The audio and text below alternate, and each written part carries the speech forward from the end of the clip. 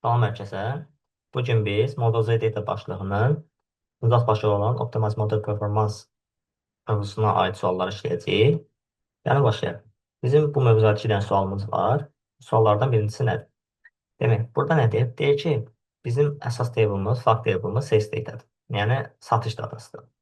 Burada sales data konumu, yəni bir tarix sütunu date data tipindədir və auto date time tənzimləməsi həm qlobalda, həm current file tənzimləmələrində reaktivdir. Biz elə etməliyik ki, illik, kvartallıq, aylıq, həftəlik və günlük bazında analiz aparmalıyıq. Həmçinin model size-ı minimalize etməliyik və administrativ effortu da, yəni sərf edəcəyimiz effortu da minimum etməliyik. B variantına baxsaq, cavablara baxaq. B variantına baxsaq, burada deyir ki, əlimizlə həftəlik, aylıq, illik sütunları əlavə edib bakteriyalar. Bunu etdiyimiz zaman biz quarter bazında analiz apara bilmirik.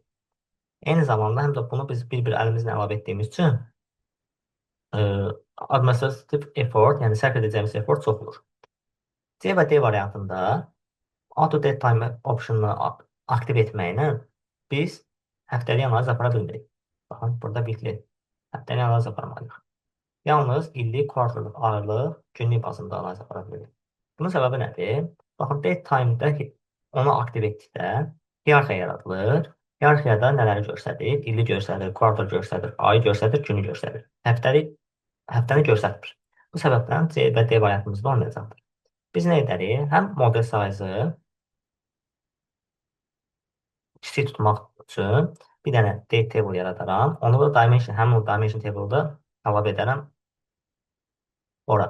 Yəni cavabımız A variantı olacaqdır. Bir məsələ haqqında danışmaq istəyirəm. Demək, əlavə bir kalendar table yaratmamızın səbəbi odur ki, biz model size-ımızı kiçik tuturuq və bunu etməklə sərf edəcəyimiz effortu da az olur. Yəni, ən optimum variant, yəni model size-ın, performansın yüksək olmasının nəticəsində istəyiriksə, biz yeni bir kalendar table yaratmamız yaxşıdır. İkinci sual da həmin bununla əlaqədardır. Baxın, burada deyir ki, produktla sales arasında one-to-many əlaqəsidir və biz produkt satışını zamana görə analiz aparmalıyıq. Eyni zamanda burada nə deyir? Auto date time option həmin bu model üçün enabled. Və biz elə etməliyik ki, data model size-ını azaltmalıyıq və eyni zamanda produkt satışını aylara və kvartala görə analiz aparmalıyıq. Bunun üçün hansı iki əməliyyatı etməliyik? Və burada deyir ki,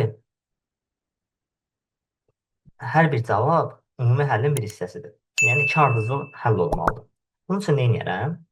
Birinci, dedim ki, performansı yüksəltmək üçün və model size-ı kiçiltmək üçün yeni bir kalendar table yaradaram. Gəlirəm, create a date table and select mark as date table. Bunu etdim və bu yaratdığım date table-ı əsas cədvəlindən bağlayaram. Yəni, sales table ilə, fact table ilə bağlayaram. Create relationship between date table and the sales table. Əlaqə quraram.